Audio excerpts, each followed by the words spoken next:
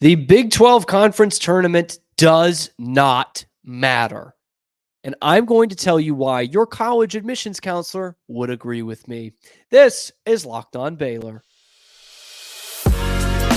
You are Locked On Baylor, your daily podcast on the Baylor Bears, part of the Locked On Podcast Network, your team every day. Thank you for joining another episode of Locked On Baylor, brought to you by GameTime. I am your host, Cam Stewart of ESPN Central Texas.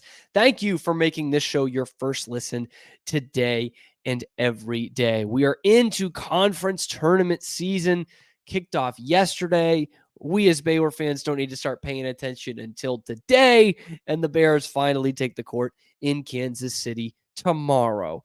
But does it really matter? No. And Baylor has shown us that for years.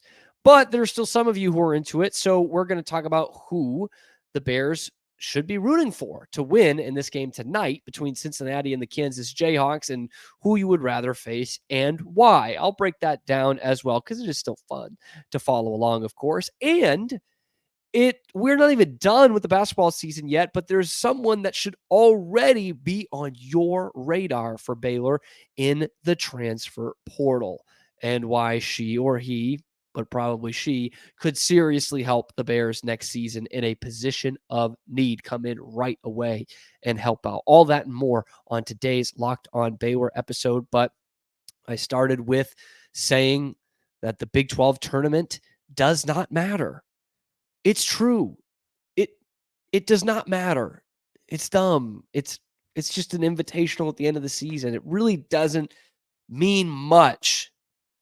And I am so thankful as a Baylor fan to be able to say that in the year 2024, because in the year 2017, 2018, I would not have been saying that.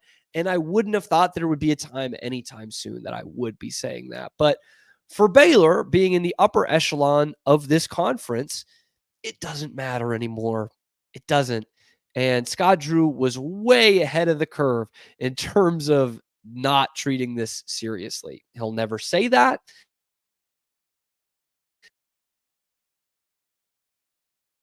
The opportunity presents itself to win it. That's something he has never won, and I'm sure he would love that. But it doesn't matter. Baylor went one and done in the Big 12 tournament 2 years ago and stayed as a 1 seed in the NCAAs, of which they weren't even the only Big 12 team. So that should have been stacked against them to not be a number 1 seed, but they were anyway, which shows you that this just doesn't matter. It doesn't. And to be quite honest with you, the whole conference tournament bonanza is stupid and it's pointless. And I'm going to tell you why. I'm going to use the analogy of you are applying to college. Okay? When you're applying to college, there are two main academic things that your admissions counselors look at, right? That would be your grades, your GPA, and your test scores. And now a lot of colleges are test optional these days because students can be bad test takers, this, that, and the other, which is true. But when it comes down to brass tacks, the test scores are important, but it's the GPA that actually matters, okay? Because you can have a good day on a standardized test. You can cheat on a standardized test. You can get lucky on a standardized test. You don't cheat your way through 4 years of high school. You can't get lucky through 4 years of high school. You can't have a good day for 4 straight years. The grades are what tells me how smart you are. Okay? A test you can get lucky on. The regular season in the conference schedule, that's what tells me whether you are good. If you can do it for 2.5 months, okay? The conference tournament, you can get lucky for a couple days doing that. Prime example, the Indiana State Sycamores were in the rankings this year for the first time since 1979 when Larry Joe Bird led them to the national championship game. They walked with that conference. What's that? The Missouri Valley? They walked with it and won the regular season title. And they lost the conference championship game on Sunday. And now all of a sudden to do as to whether Indiana State is even going to get into this tournament. That is stupid. That is stupid. They proved they were the best team in that conference for 2 months. But because they didn't win a 3-day tournament, you're going to keep them out of the NCAAs? That's a terrible look. And it's a broken system that's been broken for years and years and decades at this point. So, in a weird way, the Power 5 conferences are the only ones that should have conference tournaments.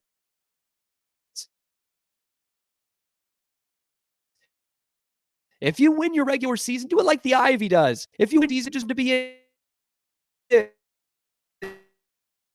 and you have the best teams and figure it out from the conference tournaments are those that are in the middle of the pack in their major conferences.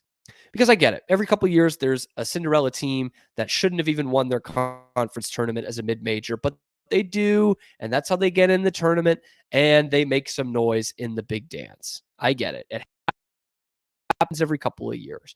But on the whole, the only teams that really need to treat this seriously are teams like Cincinnati, who's playing Kansas tonight, who has a chance to get into the tournament. Kansas State, that would be a way for them to play themselves in.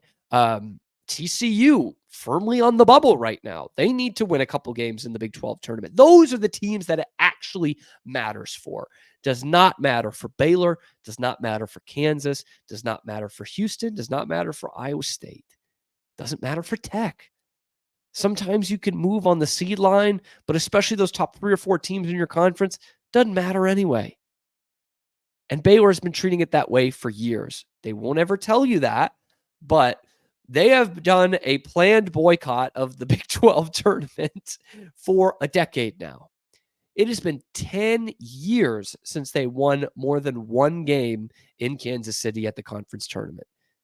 2014, where they went to the final and lost to Texas or Kansas. One of those. It's been a long time since they cared about the conference tournament. They have not won a game there since 2021.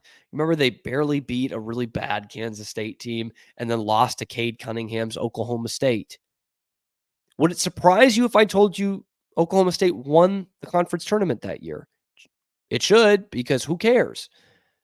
And I'll give you a great example of why this tournament does not prove anything.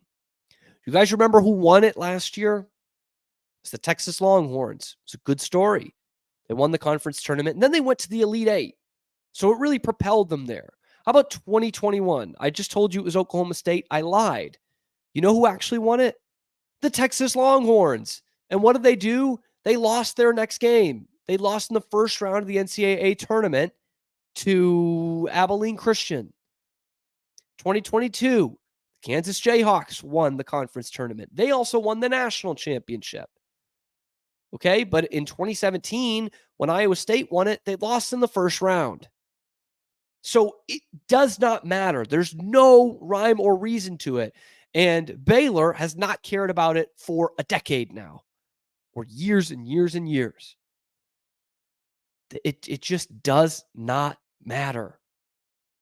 Now, if and when Saturday night rolls around and Baylor wins this conference tournament, will I be celebrating it? Yes. Still hang a banner. It's not as impressive as the regular season championship. Don't let anyone tell you otherwise, even if Baylor wins. But yeah, sure, I'll be celebrating and I'll be watching along there with you. So it is important to know who we should be rooting for in the game tonight.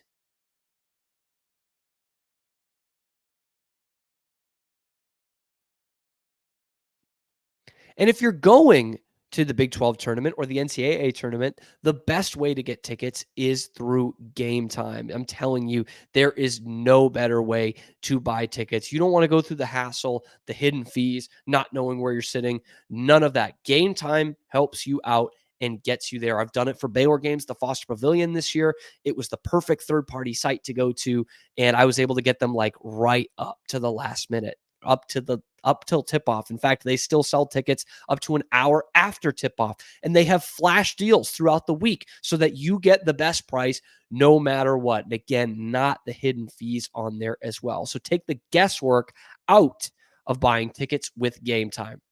Just download the GameTime app, Create an account, use the code LOCKED ON for $20 off your first purchase. Terms do apply. Again, create an account, redeem the code LOCKED ON, LOCKEDON for $20 off. Download Game Time today. Last minute tickets, lowest prices guaranteed.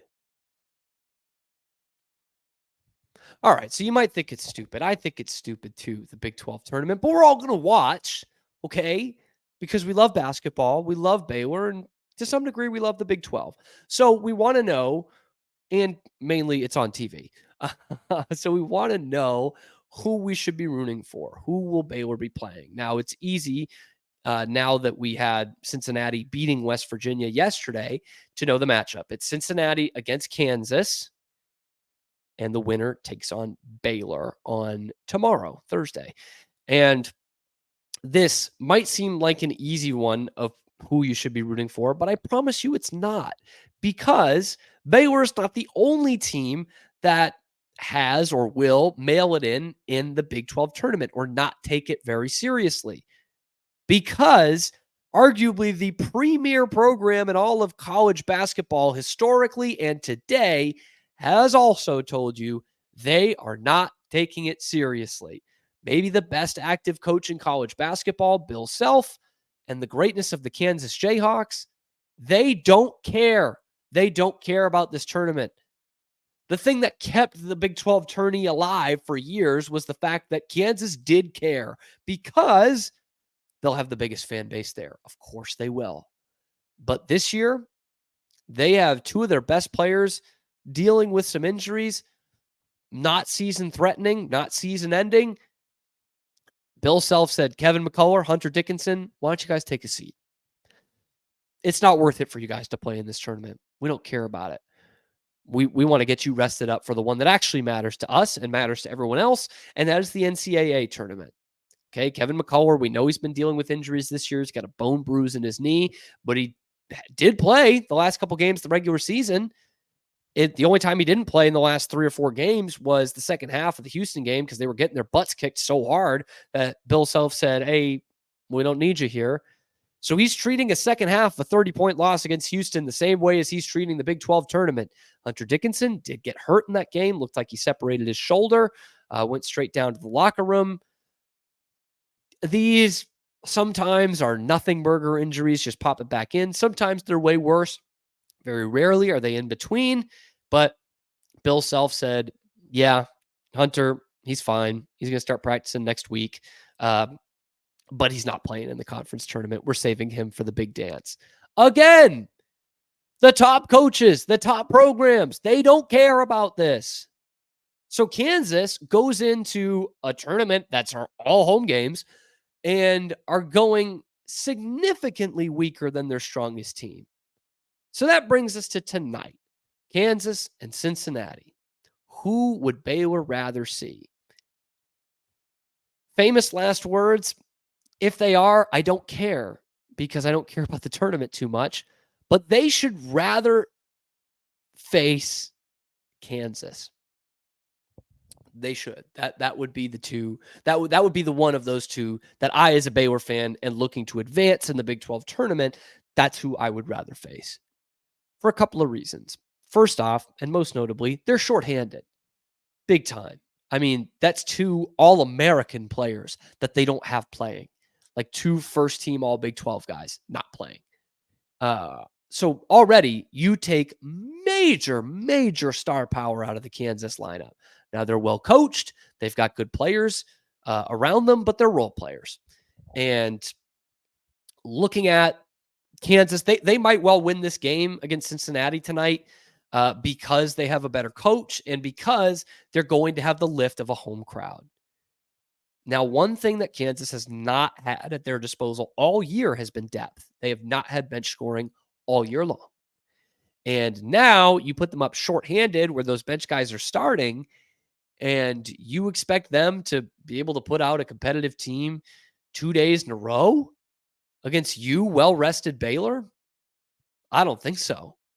I don't think so at all. And maybe Baylor's power of not caring about this tournament will usurp Kansas's shorthandedness, but I doubt it. And I look at the other side at Cincinnati, who is riding high after a win against West Virginia, which I know sounds like an oxymoron, but the Mountaineers were up 16 in the second half of that game. And Kansas, Cincinnati got really hot and won the Bob Huggins Bowl 90-85. 85 points, a lot to give up against West Virginia without garbage time. Baylor did give up 81 against them with significant garbage time.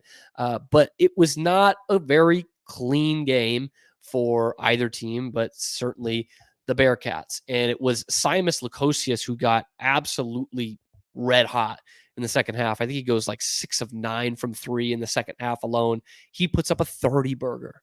31 points. Day Thomas coming out party, 29 points. Aziz Bandalgo, I don't even know how to say that, 13 rebounds at the center position. Like they did not play their patented defense, but they found a way to win in this one. And you best believe in a tournament atmosphere, when you're playing day after day, that momentum is humongous. They can absolutely carry that second half momentum into a game against Kansas. And to be honest, I expect them to. Whether that means they're going to win or not, that's one thing. The other thing that scares me about Cincinnati, not just that momentum from that game, but something that I'm always worried about facing teams in March. And that is Cincinnati has been on the bubble for a month and a half. And honestly, at this point, they're off the bubble. They're not a tournament team. So that's the big thing. They need this game. They need this win. They need to add a quad 1 or a second quad 1 victory if they go on to play Baylor and beat Baylor. So they need this tournament. These are the teams that I'm talking about. Baylor doesn't need this tournament. Kansas doesn't need this tournament. Cincinnati does. And they have been playing playoff basketball for a month now. They have been playing for their lives for a month now. And if you don't buy into that when it comes to conference tournament time, check the records, man. This happens all the time.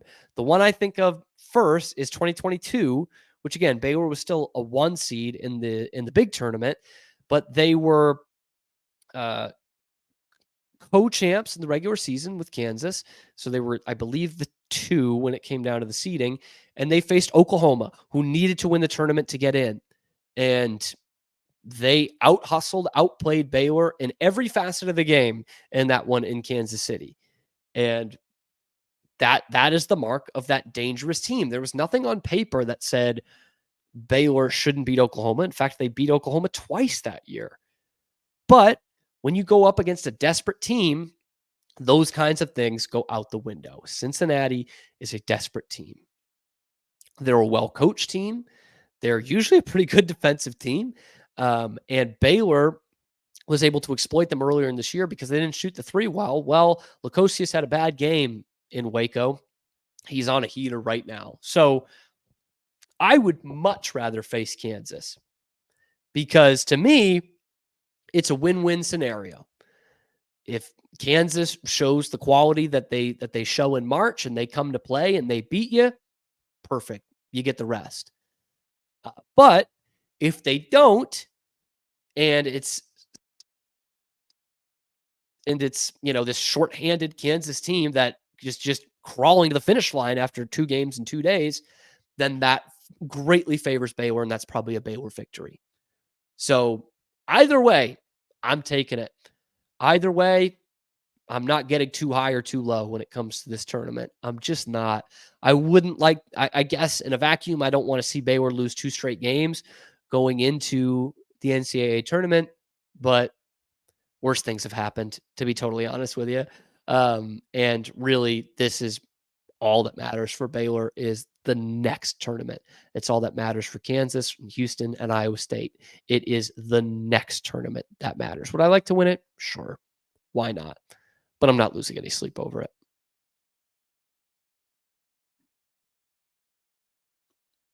Passion, drive, patience, the things that bring home the winning trophy in Kansas City or in Phoenix are also the things that keep your ride or die alive. eBay Motors has everything you need to maintain your vehicle and level it up to peak performance. Superchargers, roof racks, exhaust kits, LED headlights, all of that and more. Whether you're into speed, power, or style, eBay Motors has got you covered. With over 122 million parts for your number one ride or die, you'll always find exactly what you're looking for. And with eBay's guaranteed fit, your part is guaranteed to fit your ride every time or your money back. Because with eBay Motors, you are burning rubber. You are not burning cash. Keep your ride or die alive at ebaymotors.com with all the parts you need at the prices you want. Eligible items only. Exclusions do apply. Moving on to the women's game, we are now in that eagerly awaiting stage where the women's team is just waiting to hear where they're going to go and who they're going to face. That selection Sunday is the same as the men's Sunday, which is St. Patrick's Day.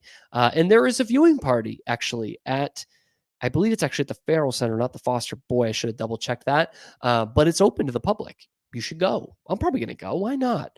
Fun way to celebrate, see where they're going. But it's never too early for Baylor to start looking at who they could add through the portal next season.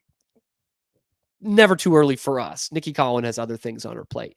But one name that came across my radar this week, because I'm fully in on women's basketball transfer portal here as we sit on March 13th, is Ajae Petty. She plays for the University of Kentucky, but she graduated and she's probably going to enter the portal and she'll be a grad transfer. Ajae Petty is a heck of a player who made a huge jump production-wise from last year to this year, and she could absolutely fill a need for Baylor. What I think Baylor really is desperate for, and it's 2 days in a row, I'll mention Kim Mulkey because Mulkey ball still works in the major tournaments in women's college basketball. They need a dominant post. They haven't had one for years. Since Nalissa Smith left, which is 2 years ago, and just have not had that option. And it's something that Nikki Collin has talked about this year, that they're more of a gritty team. More of a finesse team. They're not really that gritty. And she said it after that Iowa State loss in Kansas City, pretty simple. When we get out rebounded and they score more points in the paint than we do, we lose, because that's something that we are deficient in right now. And that is the post, both on the offensive and the defensive side. And looking at Ajae Petty, she is not like the dominant Kalani Brown type of post, but she's 6'3" and averaged y'all a double-double this season, 14 points and 11 rebounds on 51% from the floor.